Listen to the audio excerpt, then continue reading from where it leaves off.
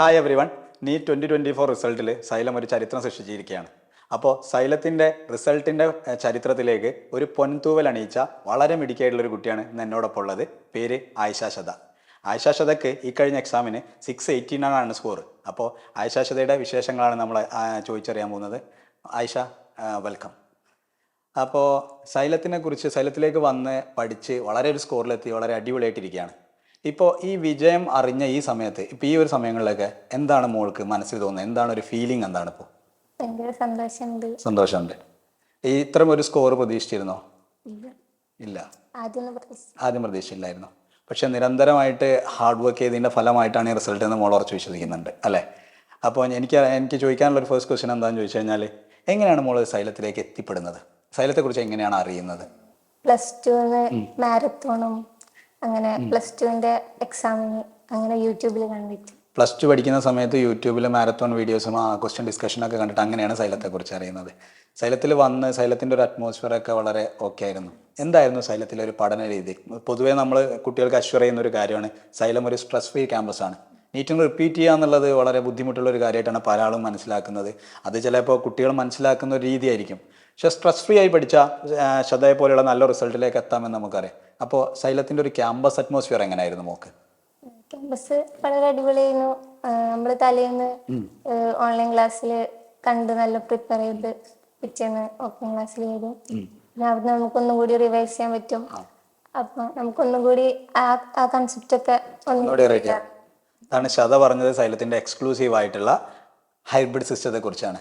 Hybrid എന്ന് പറയുമ്പോൾ നമ്മൾ ഒരു ദിവസം ഹോസ്റ്റലിൽ ഇരുന്ന് പഠിക്കുന്നു, പിറ്റേ ദിവസം നമ്മൾ ആ കണ്ട വീഡിയോ തന്നെ ക്ലാസ്സിൽ വന്നിട്ട് ടീച്ചേഴ്സ് സെയിം സ്ലൈഡ് വെച്ച് റിപ്പീറ്റ് ചെയ്യുന്നു. അപ്പോൾ കുട്ടിക്ക് അതൊരു റിവിഷൻ ആയിരുന്നു. അത് വളരെ ഹെൽപ്ഫുൾ ആയിരുന്നു.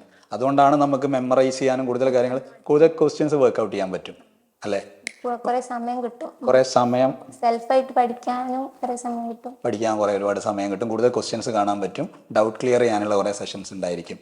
അതാണ് നമ്മുടെ ഹൈബ്രിഡിൻ്റെ ഒരു അഡ്വാൻറ്റേജ് ആയിട്ട് മോൾ പറയുന്നത്. അടുത്ത് എനിക്ക് ചോദിക്കാനുള്ളത് എന്താണെന്ന് ചോദിച്ചു കഴിഞ്ഞാൽ, മോളിപ്പോൾ ഇങ്ങനെ പഠിച്ചു വരുമ്പോൾ നമ്മൾ സൈലം എക്സ്ക്ലൂസീവായിട്ട് കുട്ടികളുടെ അടുത്തേക്ക് കൊടുക്കുന്ന ഒരു സംഭവമാണ് നമ്മുടെ DPP എന്ന് പറയുന്നത്, ഡെയിലി പ്രാക്ടീസ് പ്രോബ്ലംസ്. DPP എങ്ങനെയാണ് മോളെ ഈ ഒരു സ്കോറിലേക്ക് എത്താൻ ഹെൽപ്പ് ചെയ്തത്? DPP ആണ് ഭയങ്കരമായിട്ട് പഠിക്കാൻ വേണ്ടി ഹെൽപ്പ് ചെയ്തത്. എന്ത് എക്സാം വരുമ്പോഴും GIB ആണെങ്കിലും എല്ലാ എക്സാമിനും ഫസ്റ്റ് തന്നെ നമ്മൾ പഠിക്കുക DPP ആണ്. അതിൽ തന്നെ അതിന്റെ കോൺസെപ്റ്റും ഓരോ പാർട്ടായിട്ടല്ല ഉണ്ടാവുക, ഓരോ ഡേ ഉണ്ട്. അപ്പൊ നമുക്ക് ഓരോ പാർട്ടായിട്ട് അതിന്റെ കോൺസെപ്റ്റും അതിന്റെ ക്വസ്റ്റ്യൻസും അതിൽ തന്നെ ഉണ്ടാവും. ആ ക്വസ്റ്റ്യൻസ് ഫസ്റ്റ് നമ്മൾ പഠിച്ചിട്ട് അത് ക്ലിയർ ആക്കിയിട്ട് നമുക്ക് പിന്നെ എക്സ്ട്രാ ക്വസ്റ്റ്യൻസിലേക്കൊക്കെ വളരെ എളുപ്പമായിരുന്നു അല്ലേ? അപ്പോൾ ഈ വലിയ സ്കോർ കിട്ടുന്ന കുട്ടികളൊക്കെ DPP വളരെയധികം ഡിപ്പെൻഡ് ചെയ്തു എന്നാണ് ഞാൻ മനസ്സിലാക്കുന്നത്. പിന്നെ ഒരു ക്വിക്ക് റിവിഷന് DPP വളരെയധികം സഹായിച്ചിട്ടുണ്ടല്ലേ? അപ്പോൾ നമ്മൾ എക്സാമിൻ്റെ തലേന്നൊക്കെ ഇരുന്നിട്ട് NCERT കംപ്ലീറ്റ് വായിക്കുമ്പോഴേക്കും നമുക്ക് ടെൻഷൻ ആയിരിക്കും. അപ്പോൾ അതിനൊക്കെ നമുക്ക് DPP അത് സ്പെസിഫിക് ആയി കൊടുത്തിട്ടുണ്ട്. ഇമ്പോർട്ടൻറ്റ് പോയിന്റ്സ് കോളത്തിലുണ്ട്, അതിൻ്റെ ടോപ്പിക് വൈസ് ക്വസ്റ്റ്യൻസ് ഉണ്ട്. അത് ഡിസ്കസ് ചെയ്ത് അത് പെട്ടെന്ന് ഒരു റിവൈസ് ചെയ്ത് പോകാൻ വളരെ എളുപ്പമാണെന്ന് എല്ലാവരും പറയുന്നുണ്ട്. അപ്പോൾ അത് മോളെ അതേപോലെ സഹായിച്ചിട്ടുണ്ട്. പിന്നെ മോള് സൈലത്തിൽ നമ്മൾ സ്ട്രെസ് ഫ്രീ ക്യാമ്പസാണ് നമ്മൾ നേരത്തെ പറഞ്ഞു. അപ്പോൾ നമ്മൾ വീട് വിട്ട് ഇറങ്ങിക്കഴിഞ്ഞാൽ നമ്മുടെ എല്ലാം എന്ന് പറയുന്നത് സൈലമാണ്. നമ്മുടെ മെയിനായിട്ട് നമ്മുടെ ഹോസ്റ്റലാണ്. എങ്ങനെയായിരുന്നു മോള് ഒരു വർഷത്തെ ഈ ഹോസ്റ്റൽ എക്സ്പീരിയൻസ് ഒക്കെ എങ്ങനെയായിരുന്നു?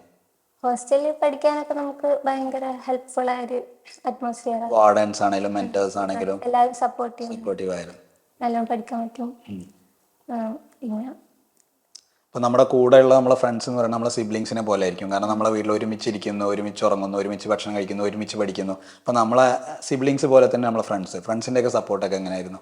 നല്ല സപ്പോർട്ടായിരുന്നു. നമ്മൾ കമ്പൈനായിട്ട് പഠിക്കും. ആർക്കാണെങ്കിൽ നമുക്ക് എന്തെങ്കിലും ഡൗട്ട് ഉണ്ടെങ്കിൽ അവരോട് ചോദിക്കും, അവർക്ക് എന്തെങ്കിലും ഡൗട്ട് ഉണ്ടെങ്കിൽ നമ്മളോട് ചോദിക്കും.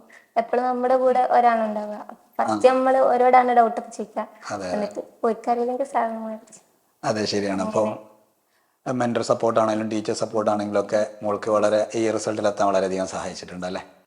അപ്പോൾ നമ്മൾ നീറ്റിന് പ്രിപ്പയർ ചെയ്യുന്ന ഒരു കുട്ടിക്ക് 3 സബ്ജക്റ്റാണല്ലോ പഠിക്കാനുള്ളത്: ഫിസിക്സ്, കെമിസ്ട്രി, ബയോ.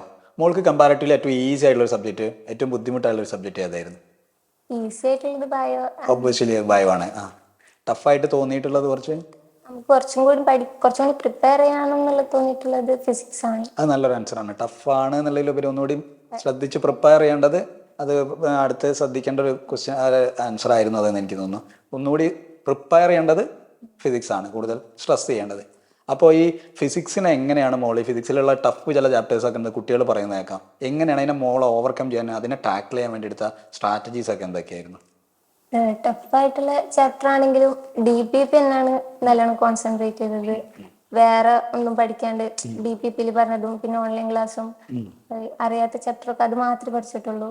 അപ്പം അധികം പഠിച്ചിട്ട് നമുക്ക് ഉള്ള കോൺഫിഡൻസും കൂടി പോവാണ്ട് DPP കാര്യങ്ങൾ കുറച്ച് കാര്യങ്ങളും അതിന്റെ ക്വസ്റ്റ്യൻസ് ഒക്കെ ചെയ്തിട്ട് അത് ഓക്കെ ആയിട്ട് മാത്രം ചെയ്ത ക്വസ്റ്റ്യൻസിനെ മാക്സിമം റിപ്പീറ്റ് ചെയ്ത് ചെയ്യാം ചെയ്തത്. കൂടുതൽ ക്വസ്റ്റ്യൻസ് അധികം ചെയ്യാണ്ട് DPP ഇതിലത്തെ ക്വസ്റ്റ്യൻസ് ക്ലാസ്സിലെ ക്വസ്റ്റ്യൻസ് മാത്രം പിന്നെ ചെയ്തു ലാസ്റ്റിലേക്കൊക്കെ ചെയ്തു.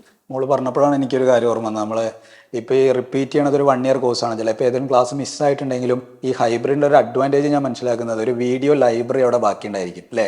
സ്വയം പ്രിപ്പയർ ചെയ്യാൻ ഏതെങ്കിലും ചാപ്റ്റർ പെൻഡിങ് ആയി പോവുകയോ അല്ലെങ്കിൽ പഠിക്കാൻ പറ്റാതിരിക്കുകയോ എന്തെങ്കിലും ഹെൽത്ത് ഇഷ്യൂസ് വരികയോ ചെയ്താൽ നമുക്കതിൻ്റെ ഒരു വീഡിയോ ലൈബ്രറി ഉണ്ടാവും. കറക്റ്റ് ഒരു ക്ലാസ് അവിടെ ഉണ്ടായിരിക്കും അല്ലേ. അങ്ങനെ ഏതെങ്കിലും ചാപ്റ്റർ പഠിച്ചതായിട്ട് ഓർമ്മ ഉണ്ടോ? ഒറ്റയ്ക്ക് ഇരുന്നിട്ട് കുറേ ചാപ്റ്റർ അങ്ങനെ പഠിച്ചിട്ടുണ്ട് അല്ലേ. കുറേ ലീവൊക്കെ വരുമ്പോൾ ഇത് വളരെ ഒരു ഹെൽപ്ഫുൾ ആണല്ലേ. അടിപൊളി. ഇനി ഇപ്പോൾ ഇത്ര നല്ലൊരു സ്കോറാണ് മോക്കുള്ളത്, എവിടെ പഠിക്കണം എന്ന് ആഗ്രഹം? AIIMS, JIPMER? Obviously Calicut medical കോളേജിനെ വിട്ടുപോകാൻ കുട്ടികൾ ആഗ്രഹിക്കുന്നില്ല എന്നാണ് എനിക്ക് തോന്നുന്നത്. അപ്പോൾ കാലിക്കറ്റ് മെഡിക്കൽ കോളേജ് പഠിക്കണം എന്നാണ് ആഗ്രഹം. ഓക്കെ. അപ്പോൾ ഇപ്പോൾ ഒരുപാട് മക്കൾ സൈലത്തെക്കുറിച്ച് ഇങ്ങനെ അന്വേഷിച്ചുകൊണ്ടിരിക്കുന്നുണ്ടാവും. അപ്പോൾ സൈലത്തിൽ വന്നിട്ട് നല്ലൊരു വിജയം കൈവരിച്ച കുട്ടി എന്നുള്ള നിലക്ക് മോൾക്ക് വരുന്ന നീറ്റ് ആസ്പിറൻസിനോട് 2025 നീറ്റ് എഴുതാൻ പോകുന്നവരോട് സൈലത്തെക്കുറിച്ച് എന്താണ് പറയാനുള്ളത്?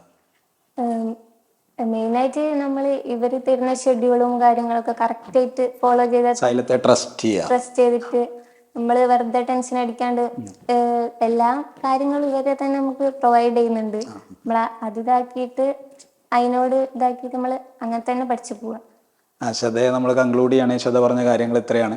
ഒന്ന്, ഒരു ട്രസ്റ്റ് ചെയ്യുക, സൈലത്തിൻ്റെ സിസ്റ്റത്തിനെ ട്രസ്റ്റ് ചെയ്യുക, DPPകളെ നന്നായിട്ട് ഉപയോഗിക്കുക, എക്സാം സീരീസ് നന്നായിട്ട് എഴുതുക, സ്ട്രെസ് ഫ്രീ ആയ ഒരു ക്യാമ്പസ് നമ്മളിവിടെ പ്രൊവൈഡ് ചെയ്യുന്നുണ്ട്, അവിടെ സ്ട്രെസ് ഫ്രീ ആയിട്ട് ഇരുന്ന് പഠിക്കുക, റിസൾട്ടിലേക്ക് വരിക. അതാണ് ശ്രദ്ധയുടെ വിജയരഹസ്യമായിട്ട് മോൾ പറഞ്ഞിട്ടുള്ളത്. സോ മോൾക്ക് ഈ മെഡിക്കൽ ഫീൽഡ് നന്നായിട്ട് പഠിക്കാനും നല്ലൊരു ഡോക്ടറായി പുറത്തിറങ്ങിയിട്ട് സൊസൈറ്റിക്ക് വേണ്ട രീതിയിൽ സെർവ് ചെയ്യാനും പറ്റട്ടെ എന്ന് ആഗ്രഹിക്കുന്നു. So wish you all the very best.